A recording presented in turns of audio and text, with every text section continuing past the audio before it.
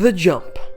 So elegant, so classic, so ubiquitous. Ever since Mario busted out that first leap, the medium has been defined by jumps. Recently they've been kind of phased out in favor of more contextual, realistic movement, but up until the last 5-10 years, every goddamn game in its mother dedicated an entire button to the simple act of moving up and then back down. Over the course of gaming history, developers have found hundreds, thousands of ways to mix up that elementary act and make it fresh and exciting.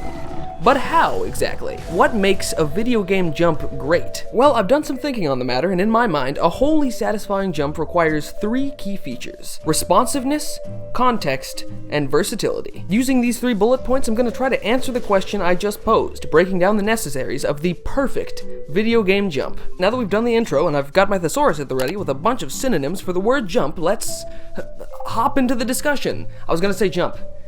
It's already started. Responsiveness. Parentheses, the feel. So this one kind of explains itself. Like just about any action in any game, a great jump requires the appropriate level of responsiveness. To be more specific, in this instance when I'm discussing responsiveness, I'm mostly discussing the technical side of any given game's jump, whether or not the controls elicit a quick and satisfying reaction within the context of each game. The instant reaction of does this feel good, basically. While I'm in the midst of summing things up, context is everything surrounding the jump, and versatility are the options presented to the player before, during, and after the jump. But we'll delve into those two a little bit later. A good example of a tight and responsive hop is Super Meat Boy, a game that is based entirely around jumps. The entire playtime is spent hurtling across the screen and trying desperately to accurately slap your meaty body against shit. This action of accurate meaty slapping is only made possible by an incredibly responsive jump. The moment you tap X, you're up and away. It just feels right. But of course, a jump doesn't stop the moment you take off. You gotta consider what happens in the air, which is something that Super Meat Boy does beautifully. Meat Boy hangs in the air just long enough to allow the player to control the speed of their movement in the air by holding and letting go of the run button, an action that's just as responsive and refined as the initial jump. This simple yet punishing combo of jumps, run jumps, and precise air movement requires death after death after death after death to master, but it's worth all that pain and suffering because as a player, you know that it's all your fault. The jumping and moving mechanics are so tightly locked down that you just can't blame the game. It won't work. Super Meat Boy laughs in your fucking face when you try to blame it for your failures. And it can do this, it can laugh right in my goddamn face because of the absolute responsiveness of its control scheme. And I'll tell you, if you beat that game, by the end of that journey, you will feel like a master of the mystic arts of meat. What you got there, Ben? Mate. Now let's take a quick look at the other end of the responsiveness spectrum. I haven't yet decided if I'm going to talk about Grand Theft Auto or Dark Souls here because they're both like comedy gold. Coin flip. It's Dark Souls. It is baffling how finely tuned everything is in the Souls series, except for the jump. Honestly, at this point, why the fuck does Dark Souls even have a jump? The responsiveness gets a fucking -6 out of 10 on the Charlie scale, which is still just a 1 to 10 scale. It fucking sucks. You gotta have like 15 feet of space to start up that geriatric ass run, and then you time the jump right and you press the button, and I swear I could do my fucking dishes and eat a ham sandwich and come back to the game before it reacts to me pressing circle. And it sucks. I know this would probably fall more into the category of versatility, but once you make a leap in these games, you are Matt Damon stuck on that shit, even if it means you are going to fucking Thelma and Louise right off a cliff. I get that this might have been a design decision in the vein of the combat is heavy and kinda realistic, so the jump will be too, but it's just stop. So there's your breakdown for responsiveness. Pretty straightforward. Let's move on to the next integral feature of a great jump. Context. Parentheses. The world. Our second bullet point of the day is context, which is less about the leap itself and more about the world surrounding the leap.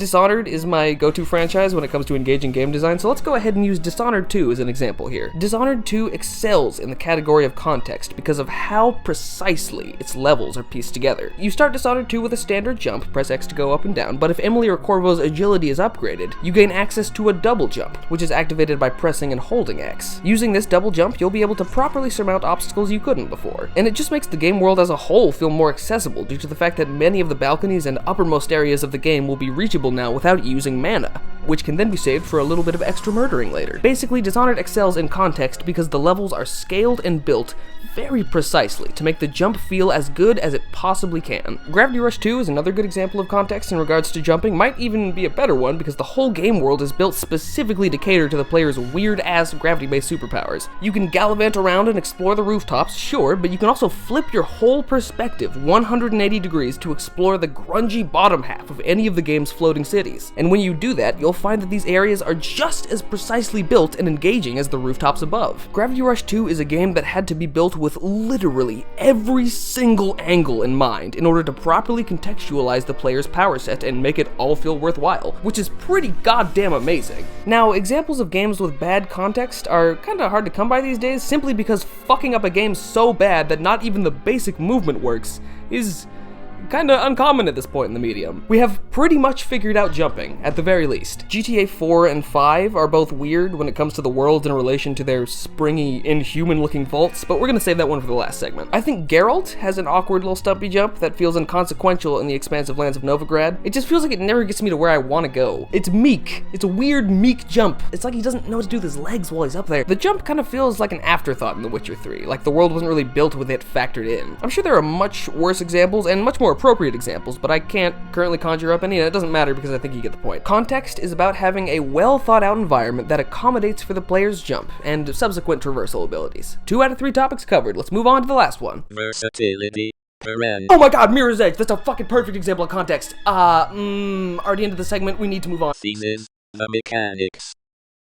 This one's my favorite. There are countless great games I could use to explain this particular concept, Mario being the easiest and most obvious, but I'm gonna go with a more gory and psychotic choice, Prototype. Versatility is a strength of Prototype's leg launch for a multitude of reasons, but let's start with the charge jump, Alex Mercer's standard move. You hold down X, and the longer it's held down, the higher the bound will be when X is released. Jumps can be charged in the air, so you'll have one ready for the second you land. The charge jump is one of this game's biggest strengths because of how versatile it is once fully upgraded. You can hold it down for a quarter second to get a quick boost over the bustling traffic of the city, or you can hold it down for about 2 seconds and shoot into the fucking stratosphere, and everything in between. Pack on top of that the abilities to turn a jump into a wall run, execute multiple air dashes after any jump, and glide through the sky on wings made of blood, and that, my friends, is versatility. By the end of Prototype, Alex Mercer is equipped with a tool set that will help you take on any situation the game has to throw at you, and it's fun as fuck to boot. Here's another quick example. A jump in Dishonored can lead to a teleport, another kind of teleport, a hurdle animation, or an assassination / non-lethal takedown. Additionally, you can shoot your weapons and use gadgets in the air, so there's a great example of versatility as well. On the other hand, it's finally time to talk about Grand Theft Auto. Now, GTA does not have the worst jump in the world in terms of versatility. There's the normal jump, but there's also the multitude of context-sensitive interactions available to the player when running up to objects of varying heights. Honestly, they probably should have just stuck with that and took the jump itself away, but at this point in the series, it would be really weird for them to take out the jump button, so I don't think that's an option. Either way, the context-sensitive interaction system works pretty well.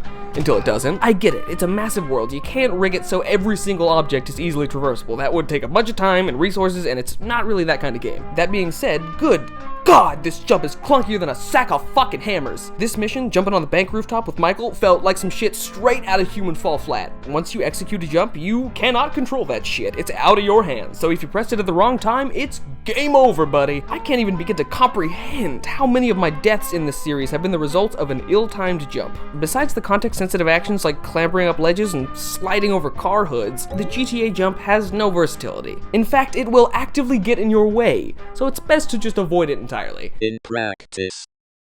So now that we've gone through and broken down the 3 features that I believe to be essential when crafting a good video game jump, let's put this theory into practice and apply it to a couple different games. I didn't mention Mario earlier because that would just be too easy, but the motherfucker's original name was Jumpman, so how long can I really keep him out this video? Responsiveness. Mario games are known far and wide for their easy-to-learn controls and smooth-as-butter responsiveness. Simply put, nearly every Mario game features jumps that feel better than sex. Context. Every Mario game is built to perfectly accommodate our portly plumber's leaps, vaults, and butt bashes. Of course it aces this category. This motherfucker is the original Jumpman. Versatility. Spin jumps, combo jumps, wall jumps, air dives, hat throws, back jukes, slides, hurdles, weird sentient water backpacks. This motherfucker's got more jumps in his arsenal than Borderlands has firearms. So there you have it. Mario is a paragon of hot hops for a reason, my friends. Let's do one more, a random one. I'm gonna pull a name out of this hat, and Leisure Suit Larry Box Office Bust. Wow, strap the fuck in. Responsiveness. It's like you're slopping through a hot bucket of lard. Pencil dick is impossible to control in the air. X marks the spot. Context. There are multiple platforming missions in Box Office Bust, all of which felt like they were made and then never tested, not once. The jumps are fucking infuriating to land because of the responsiveness we discussed 2 sentences ago, so combine that with a world that feels like it was conceived and constructed in a day, and you've got another failure. Versatility. You can jump. You can grab ledges. I'm pretty sure that's it. 3 failures. Here's how you don't make a jump, kids. Let's wrap this shit up. In conclusion, jumping is fun. Jumping will always be fun. By applying the 3-point formula thing we discussed today, any burgeoning game developer should be able to create a satisfying, mechanically meaningful jump. I mean, you would have to know like 1,000 different things before you could actually make that happen. But it's a start!